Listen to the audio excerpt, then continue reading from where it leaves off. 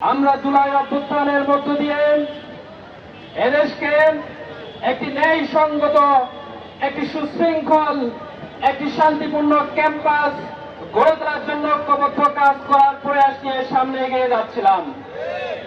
কিন্তু বর্তমান সময়ে আমরা লক্ষ্য করছি এই ছাত্রদল এবং সন্ত্রাসী বাম সংগঠনগুলো ক্যাম্পাসগুলোকে আর শিক্ষার পরিবেশ তারা রাখছে না। বিগত সময়ে ছাত্রলীগ যেমন হল দখলের কালচার চালু করছিল, ঠিক তেমনি ভাবে ছাত্রদল সে আবার হল দখলের কালচার শুরু করেছে।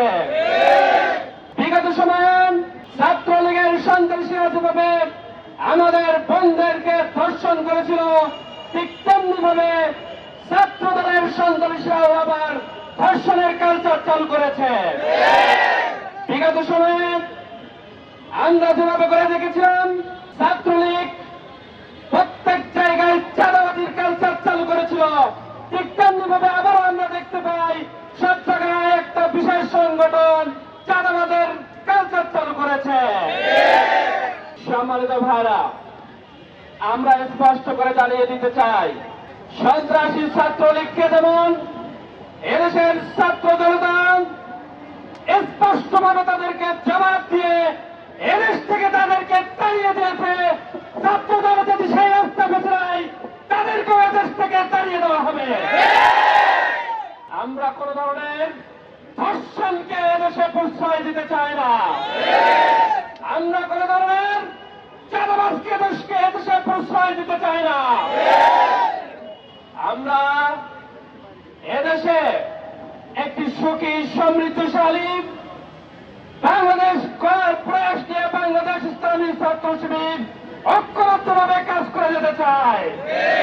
সম্মানিত ভাইরা, খুবই দুঃখের সাথে বলতে হয় যে এরকম একটা বড় সংগঠন যার নেতৃবৃন্দ সর্বোচ্চ পর্যায়ে বসে থেকে যেভাবে করে মিথ্যাচার করে, এটা পুরো জাতির জন্য লজ্জা। আমি তারেক রহমান সাহেবকে সম্মানের সহিত বলতে চাই, আমি তারেক রহমানকে এই কারণে বলতে চাই কারণ তারা সব কথাই সবসময় বলে তারা তারেক রহমানের নির্দেশ মোতাবেক কাজ করে যাচ্ছে। আমি জনাব তারেক রহমানকে বলতে চাই, আপনি এদেরকে একটু লাগাম ধরুন। এরকম কিভাবে করে মিথ্যাচার নেতৃত্ব আপনি এদেরকে বসায় রাখছেন? এরকম মিথ্যাচার নেতৃত্ব এরকম সংগঠনে কোন ছাত্র জনতা দেখতে চায় না। আমি তারেক রহমানকে আরো বলতে চাই, এই সংগঠন যেভাবে করে আমার ক্যাম্পাসগুলোকে অস্থিতিশীল পরিবেশ ক্রিয়েট করছে, শিক্ষার্থীদের হাতে কলম তুলে দেওয়ার পরিবর্তে আবার তারা অস্ত্র ঝঞ্ঝানি শুরু করছে, আবার তারা দখলদারিত্ব শুরু করছে, এদের আপনি লাগাম দিয়ে ধরুন। তা না হলে এদেশের ছাত্র জনতা কিন্তু বসে থাকবে না। এদেশের ছাত্র জনতা জুলাই স্পিরিট নিয়ে বেড়ে উঠেছে। এদেশের ছাত্র জনতা জুলাই গণঅভ্যুত্থানের শহীদদের রক্তের শপথ নিয়ে আজকে কিন্তু বাংলাদেশে আছে। যদি কেউ আবার ছাত্রলীগের কালচার চালু করতে চায়, তাহলে তার বার্তা এদেশের ছাত্র জনতা আবারও নেবে, কিন্তু তারা কিন্তু রাজপথে আবারও প্রতিরোধ করে তুলবে। সেজন্য এদের লাগামগুলো টেনে ধরুন।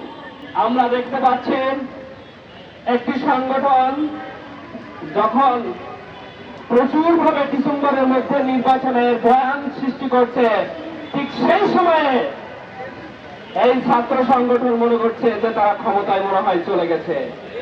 তারা ক্যাম্পাসগুলোতে এমন কোন নৈরাজ্যপূর্ণ কাজ নয়, সেই সব ধরনের নৈরাজ্যপূর্ণ কাজগুলো তারা আবার চালু করছে। আজকে আপনারা লক্ষ্য করছেন সাধারণ শিক্ষার্থীর হেল্প করার জন্য হেল্প ডেস্ক দিয়েছিল চট্টগ্রাম কমার্স কলেজে। তারা দরকার ছিল ছাত্রদল সেখানে আরেকটা হেল্প ডেস্ক দিয়ে তাদেরকে সাধারণ শিক্ষার্থীকে সাহায্য করা, কিন্তু তারা কি করলো? তারা যারা এদেরকে হেল্প করতে চায় তাদের উপরে তারা লজ্জা হামলা চালিয়েছে। আমরা এখনো ঠান্ডা হয়ে আছি। কিন্তু বাংলাদেশের ছাত্র জনতা কিন্তু বসে থাকবে না। এরকম ভাবে যদি চলতে থাকে তাহলে এর তীব্র জবাব কিন্তু রাজপথেই দেবে ছাত্র শিবির।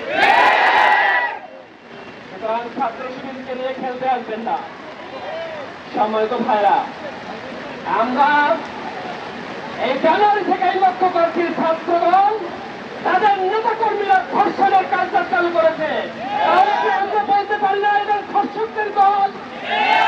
আমরা বলতে পারি না এদের চারাবাসের দল? আমরা বলতে পারি না এরা দখলের দল? আমরা বলতে পারি না এরা টেন্ডারবাজির দল? আমরা বলতে পারি না এরা টেম্পারেচারের দল? আমরা দেশের ছাত্র সমাজ থেকে আহ্বান করব, এই টেন্ডারবাজি, এই ধর্ষক, এই সিট দখলকারী, এই গ্যাসরুম কালচার চালু করা এই ছাত্রদলকে আপনারা আপনাদের জায়গা থেকে প্রতিরোধ করে তুলুন। ছাত্র শিবির আপনাদের পাশে থাকবে। ছাত্র শিবির সবসময় সত্যের পক্ষে ছিল, সত্যের পক্ষেই থাকবে ইনশাআল্লাহ। ছাত্র শিবির সবসময় ন্যায়ের পক্ষে ছিল, আগামীতেও ন্যায়ের পক্ষে থাকবে ইনশাআল্লাহ। সম্মানিত ভাইরা, এই তীব্র বৃষ্টির মধ্যে আমাদের সাংবাদিক বন্ধুগণ যেভাবে কষ্ট করে এসছেন, এদেশের ঢাকা ছাত্র সমাজ যেভাবে কষ্ট করে দাঁড়িয়ে আছেন, সবাইকে বাংলাদেশ ইসলামী ছাত্র শিবিরের পক্ষ থেকে অভিনন্দন এবং মোবারকবাদ জানিয়ে আজকের এই মানববন্ধন আমরা এখানে শেষ করছি। আসসালামু আলাইকুম ওয়া রাহমাতুল্লাহ।